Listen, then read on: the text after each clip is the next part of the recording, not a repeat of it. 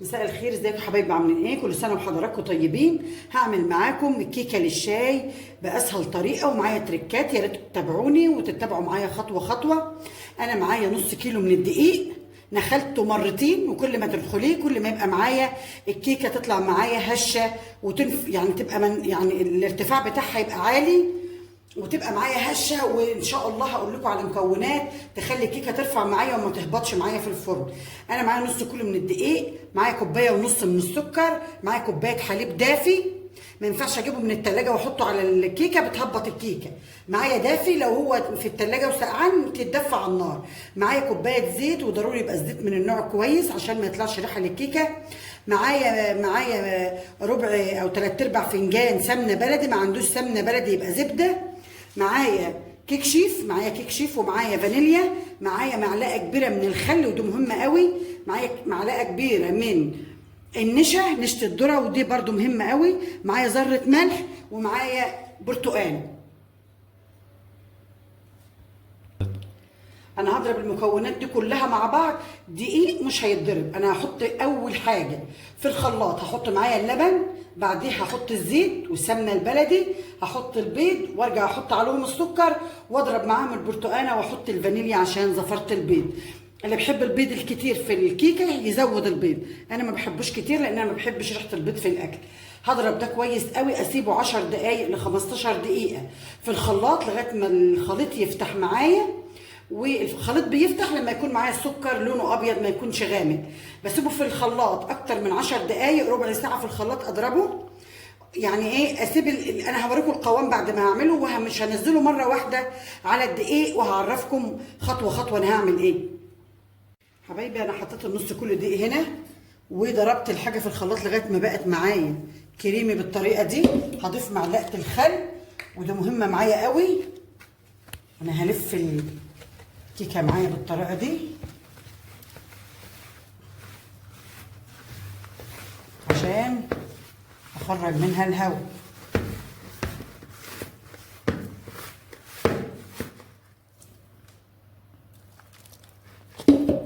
نضيف حسب ما الدقيق يحتاج معايا.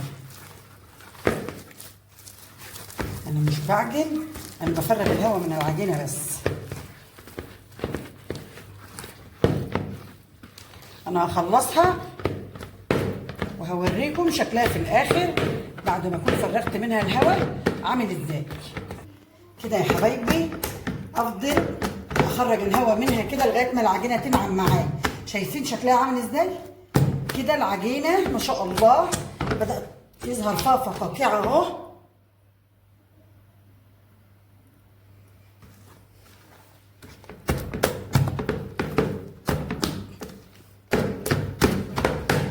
ما شاء الله كده خلاص كده معايا ما شاء الله. شايفين النعومه بتاعت الكيكه عامله ازاي؟ ما شاء الله عليها. اهم حاجه تخرج الهواء منها بالطريقه دي وتبقى معاكي ناعمه بالطريقه اللي انا عملت بيها العجينه كده اهو.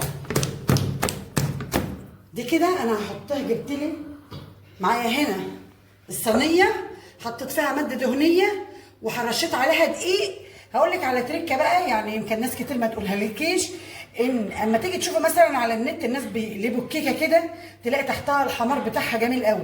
ده بقى بسبب رشه الدقيق دي اللي بتدي اللون الاحمر الجميل اللي بيبقى في ارضيه صينيه الكيكه. ماده دهنيه وترش دقيق بالطريقه اللي انت شايفاها دي. هنزل عليها الكيكه واوريكم شكلها في الاخر عامل ازاي. كده يا حبايبي انا سويتها معاكم في الصينيه بالطريقه دي. هسيبها 10 دقائق بالظبط لغايه ما ترفع تاني مع نفسها، واحطها. انا مولعه الفرن قبل ما اشتغل في الكيك، يعني الوقت هو حمى خالص. ههدي النار عليها واسيبها من 20 دقيقه لتلت ساعه، من تلت ساعه لنص ساعه في الفرن، وما افتحش الفرن عليها نهائي. دي من عوامل نجاح الكيكه ان الفرن ما يتفتحش عشان ما تهبطش معايا. هوريكم شكلها في الاخر عامل ازاي، يا ريت تنتظروني. خلاص يا حبايبي كده انا سبتها تلت ساعه في النار، لكن دي اخدت منه نص ساعه عشان احطها في قالب. القالب بياخد سوا شويه. ده كان الشكل النهائي لها. انا هقطع معاكم قطعه. بسم الله الرحمن الرحيم.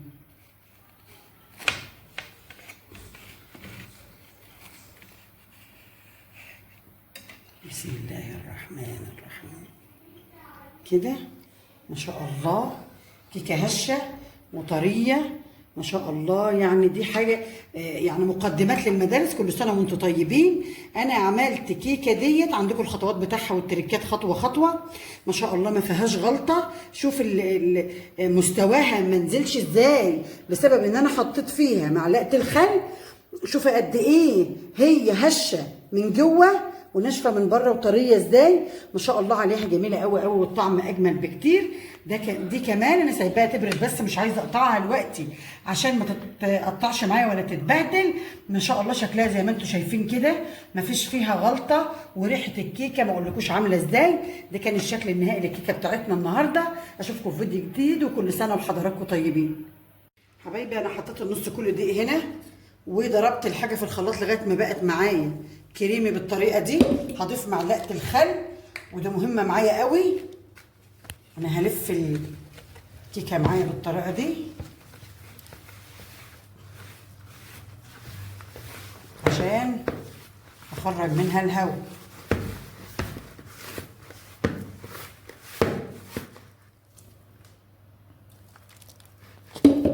نضيف حسب ما الدقيق يحتاج معايا. انا مش بعجن، انا بفرغ الهواء من العجينه بس. انا هخلصها وهوريكم شكلها في الاخر بعد ما اكون فرغت منها الهواء عامل ازاي.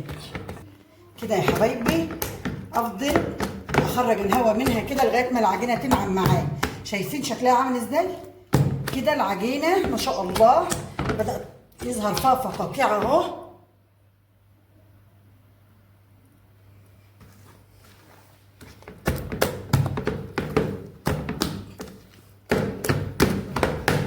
ما شاء الله كده خلاص كده معايا ما شاء الله. شايفين النعومه بتاعت الكيكه عامله ازاي؟ ما شاء الله عليها. اهم حاجه تخرج الهواء منها بالطريقه دي وتبقى معاكي ناعمه بالطريقه اللي انا عملت بيها العجينه كده اهو. دي كده انا هحطها. جبت لي معايا هنا الصينيه، حطيت فيها ماده دهنيه وحرشيت عليها دقيق. هقول لك على تريكه بقى، يعني يمكن ناس كتير ما تقولها لكيش. ان اما تيجي تشوفوا مثلا على النت الناس بيقلبوا الكيكه كده تلاقي تحتها الحمار بتاعها جميل قوي. ده بقى بسبب رشه الدقيق دي، هي اللي بتدي اللون الاحمر الجميل اللي بيبقى في ارضيه صينيه الكيكه. ماده دهنيه وترش دقيق بالطريقه اللي انت شايفاها دي. هنزل عليها الكيكه واوريكم شكلها في الاخر عامل ازاي. كده يا حبايبي انا سويتها معاكم في الصينيه بالطريقه دي. هسيبها 10 دقايق بالظبط لغايه ما ترفع تاني مع نفسها، واحطها. انا مولعه الفرن قبل ما اشتغل في الكيك، يعني الوقت هو حمى خالص. ههدي النار عليها واسيبها من 20 دقيقه لتلت ساعه، من تلت ساعه لنص ساعه في الفرن، وما افتحش الفرن عليها نهائي. دي من عوامل نجاح الكيكه ان الفرن ما يتفتحش عشان ما تهبطش معايا. هوريكم شكلها في الاخر عامل ازاي، يا ريت تنتظروني. خلاص يا حبايبي كده انا سبتها تلت ساعه في النار، لكن دي اخدت منه نص ساعه عشان احطها في قالب. القالب بياخد سوا شويه. ده كان الشكل النهائي لها. انا هقطع معاكم قطعه. بسم الله الرحمن الرحيم.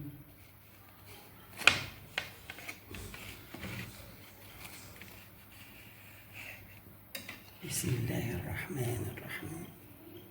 كده ما شاء الله كيكه هشه وطريه ما شاء الله. يعني دي حاجه يعني مقدمات للمدارس. كل سنه وانتم طيبين.